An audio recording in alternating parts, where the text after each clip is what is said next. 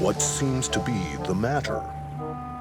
According to them lights, we're out of gas, out of oil, out of washer fluid, the engine's overheating, and the emergency brake won't shut off. That's not good. What are we going to do? I think we should walk back to that picnic area a few miles back. There are washrooms there, and we can start a fire to keep warm. I know what I'd like right about now to keep me warm. Some grade A ladies with big old titties. I hear that. Now come on, let's go. I don't like the sounds of that. Probably just a dog in heat. That isn't a horny dog. No, but I is. Fucking imagination. I tell you what I'm imagining right now. A great big Afro man sandwich. A little bit of me between two slices of hot honey bread. Sweet, baby, sweet. That would be.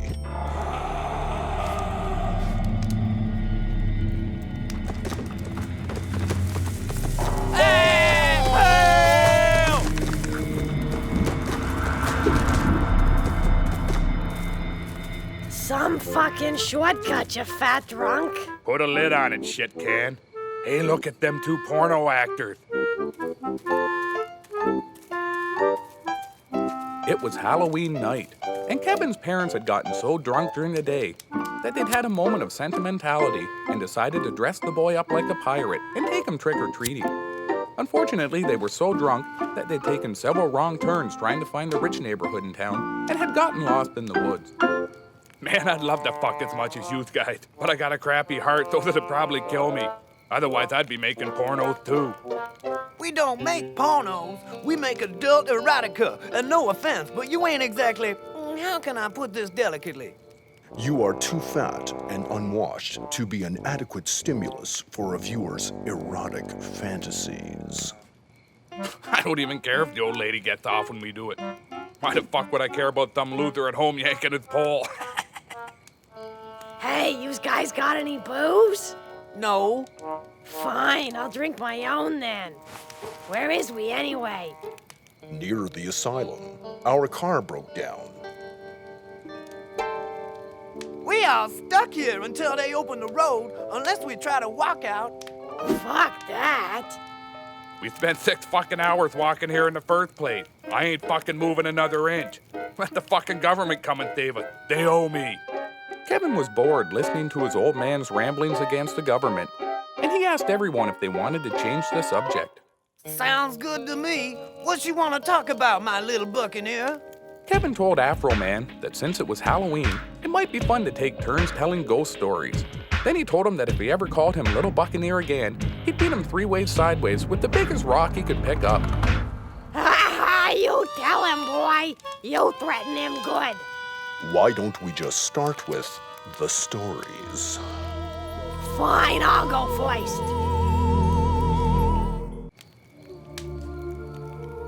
Back when I was younger, there was this Lover's Lane place not too far from my house. All the kids knew about it, but our parents were constantly warning us never to go there. But I didn't listen, and one night, a dark, dark night, I found out why. But first, let me go back and tell you what led me to that doomed lookout place in the first place. I'm not a whore. That's good, because only whores go to Lover's Lane to neck with boys. Trust me, boys like you more if you play hard to get. Once you got them respecting you, then you can start putting out in little bits and get them to buy you things and take you places. Really, Mom? How do you think I landed the sweetest double white in the park? I strung your new daddy along for 2.5 weeks. Made him do it sober the first time, so it'd be a special memory. But all the other guys at school say they're doing it. Well, I suppose if all the other girls at school shoved Wolverines up their assholes and started singing Bat City Roller songs, you'd join right in. I just want to fit in, Ma. It's hard, you know. In case you haven't noticed, This is the 5th new school I've been in this year. Well, you know your daddy can't stay in one place too long. I know. I just want people to like me.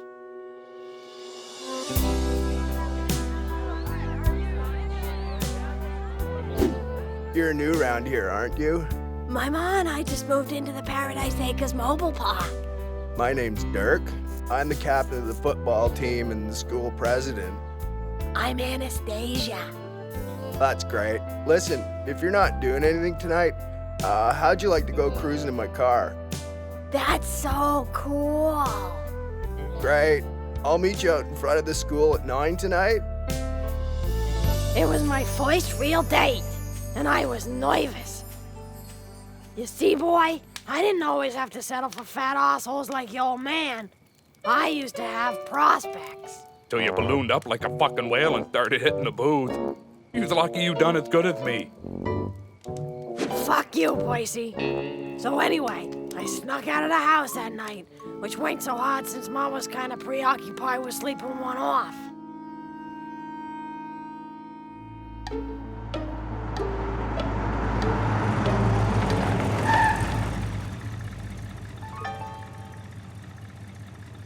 Hop in.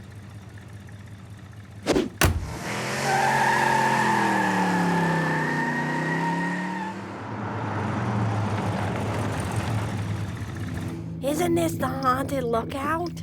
That's just some old wives' tale parents tell their kids to try and stop them from doing what comes natural.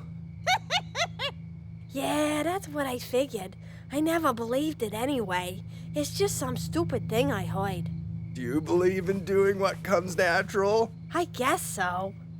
Great. Here, hold my beer. I just gotta drain the vein. Try not to get too scared while I'm gone. I'd never had a drink before, but I was scared and nervous about making out, and I thought it might help take the fucking edge off, you know? And what a sweet, sweet fucking revelation it was. About an hour later, it occurred to me that Dirk was taking an awful long time pissing. I would have driven home, but I wasn't old enough to have a driver's license. So I just figured I'd keep drinking and listen to the radio. This just in. A homicidal maniac known as the Lover's Lane Killer escaped from the insane asylum earlier today. Police are cautioning people to stay inside, keep their doors locked, and under no circumstances sit alone in cars on lonely, dark country roads. Shut up, asshole. How's about some fucking tone? Danger, yes, it's all around you. Danger, yes, it's all. Dwight, hey Dwight, is that you?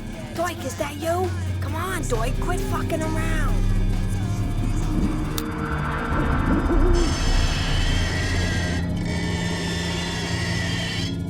This isn't funny, Dwight.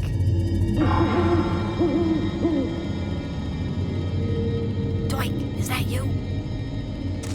But it wasn't Dwight. I didn't know it at the time, but the man walking along the side of the car was the escaped lunatic, and he was coming for me.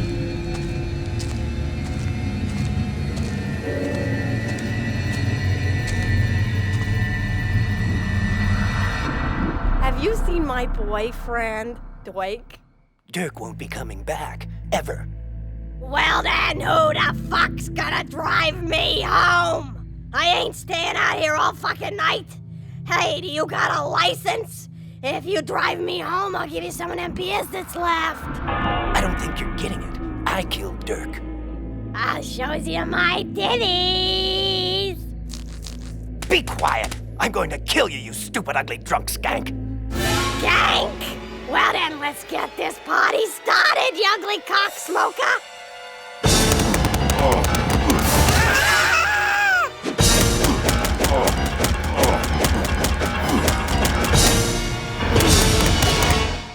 Well, maybe that'll learn you how to talk to a fucking lady.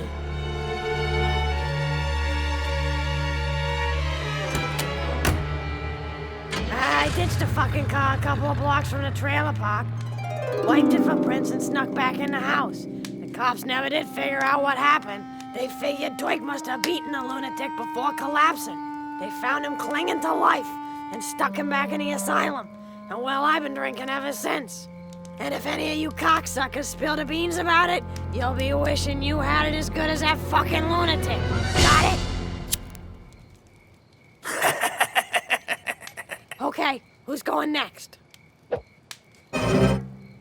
Well, I guess we can take our turn, if that's all right with you, ma'am.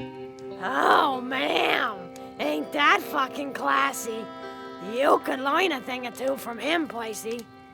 I gave a rat's ass about learning nothing. I wouldn't have dropped out of grade 5 twice. Just ignore the dumb, fat, drunk bastard. And please, continue. It all happened. Shut your fucking hole, I'm going next.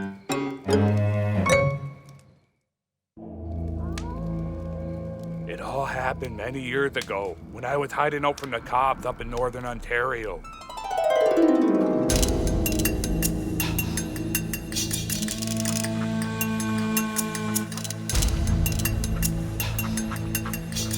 The pigs were looking for me for welfare fraud and theft under $1,000 because I allegedly stole some clothes from some asshole tourist.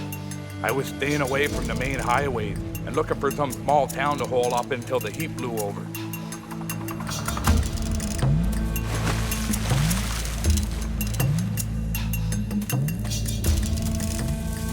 I'd been walking for 3 days when suddenly I saw it. It was exactly what I'd been looking for. How's it fucking going, eh? Is there a titty bar in this here town? Oh, there's just the one bar. No strippers. And how would your wife like to make $14?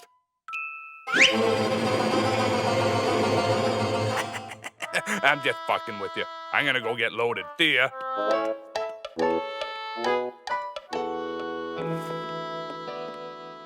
What can I get you, stranger? How'd you know my name was Stranger? I was just fucking with you. My name's really Charlie Plunt. I normally look different, but I lost my cowboy hat and my mustache. Just in case anyone ever asked. Now quit giving me the fucking 3rd degree and bring me a jug of draft. Get out of town, now. Come again? Before the sun goes down. Get out of town and never come back. Fuck that. I've been walking in the woods for 3 fucking days and this is the first bar I've seen. The only thing that's gonna drag me out of here is last call. If you don't go now, you'll never be allowed to leave. Once night falls, you'll become one of us. Luther, drink your beer and keep quiet. Luther's the town drunk. He tends to run off at the mouth and talk nonsense. No problem. I'm the town drunk back where I come from, so I pretty much know the routine. You best go, Luther. Yeah, sure, okay. Here.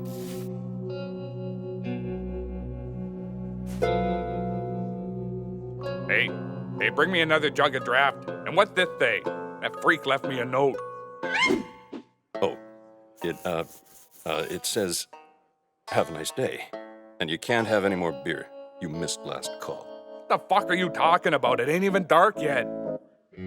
Bar closes a half hour before sundown. We open again at sunrise.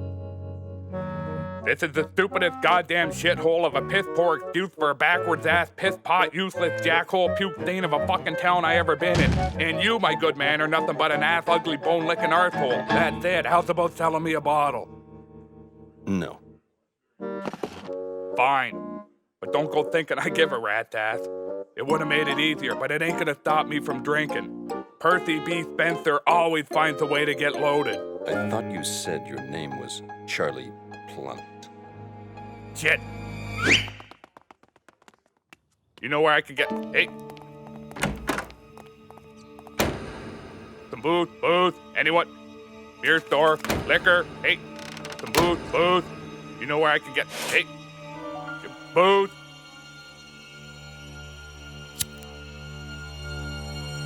Screw all of you. If you think you can keep me sober, you got another thing coming.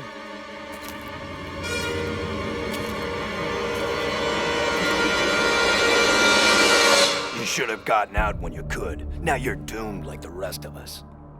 Hey, you got any booze? They'll be coming soon. The dead of this town. Once they get a hold of you, they'll make you one of them. That's why they're all inside. It won't be safe again until sunrise. You're full of shit, mister. If there was zombies that come out every night, then how come people still live here, huh? I mean, if I lived in a town full of zombies every fucking night, then I'd just be fucking moving during the day. Because the people that still live here are all dead already, except you and I. I've been stuck here for 3 years. If I try and leave during the day, the townspeople stop me. And if you try and leave at night, well, they're out there. It's how it was for everyone here. They wear you down until eventually you just give in and let them get you. Hey, I wonder if any of them zombies got booze. We need to find somewhere safe for the night before...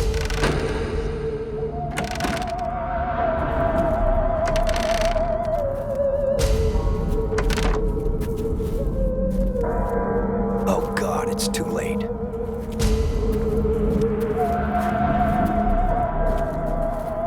Luther, how wonderful to see you out and about. So glad you've decided to join us.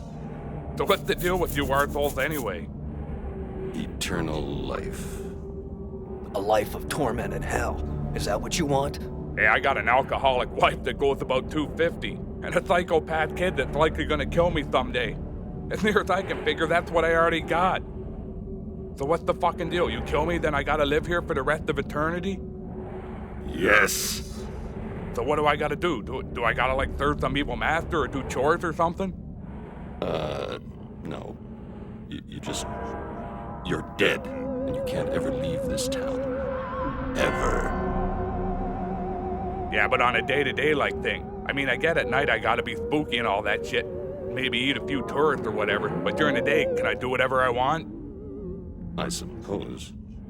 Okay, so let's say that hypothetically speaking, I wanted to spend every day sitting in the bar smoking and getting a load on. Is that cool with you guys? Sure, I guess. But you'll have to do it every day for eternity. Well, I was gonna do it every day for the rest of my life anyway. So as near as I can figure, I just one-up cirrhosis of the liver and lung cancer, so sign me up. Just a minute.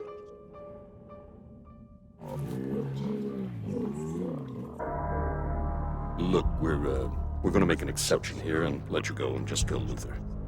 Son of a bitch, of all the luck. Come on, kill me, fuck, please. Come on. If you wasn't dead already, I'd kill you. I'm sorry about that. Please make me a zombie. But no matter how much I begged, no one in the town of the damned would listen. You call that scary? What the hell's so scary about that? Having to return to my real life and waking up beside your bloated corpse every fucking day of my life. Your turn, boy. Tell us a spooky fucking story.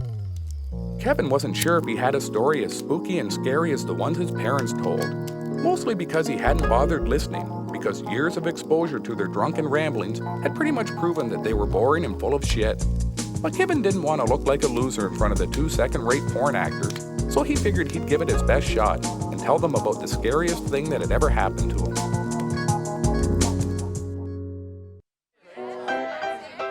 It was Kevin's first day of grade 9.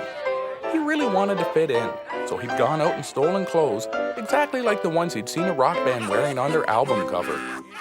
Unfortunately, it was a Bay City Rollers album from 1974, so Kevin didn't really fit in. Cotton power my ass! Didn't I fucking tell you? Kevin told his imaginary friend to screw off, since he was still able to control him at the time. Then Kevin figured he'd hammer back 10 ounces of gin before his first class, just to take the edge off. By about ounce 7, Kevin figured he'd skip his first class and go hang out in the cafeteria instead. So it's like I was saying, there ain't no point in getting an education unless you want to end up stuck in a cave fighting ninja bears with a wiffle ball bat, right? Good. So how about we get on with plan B and go rob some houses? That's a real man's job. Let's hide all the valuables under our underpants. No one will ever think to look there. Rich people so stupid. Kevin told Allen that he thought the underpants were the best things he'd stolen. Yeah, that's great, Kevin. Underpants.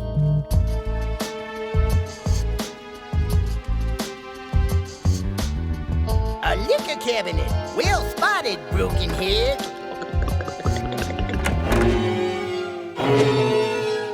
Uh-oh. Quick, it's hot.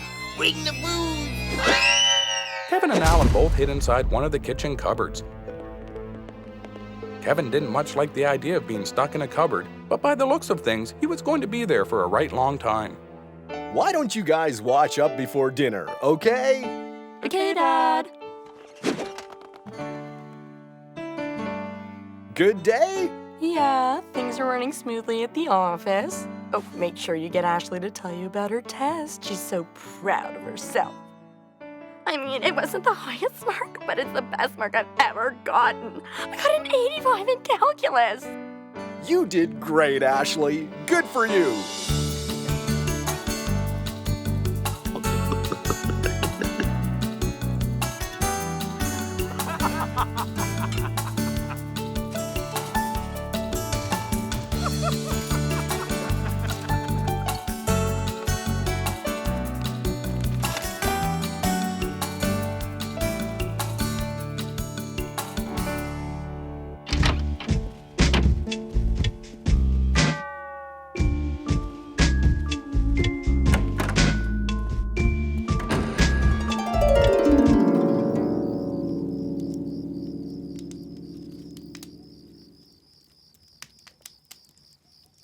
What the fuck's so scary about that?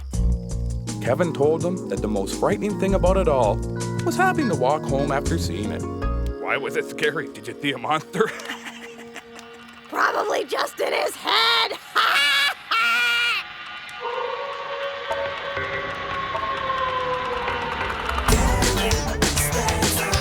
Something wrong with that kid. His head don't wake, it never did! He's a teen-poking alcoholic sociopath. It's a gremlin, but I painted it just like the one on Starsky and Hutch.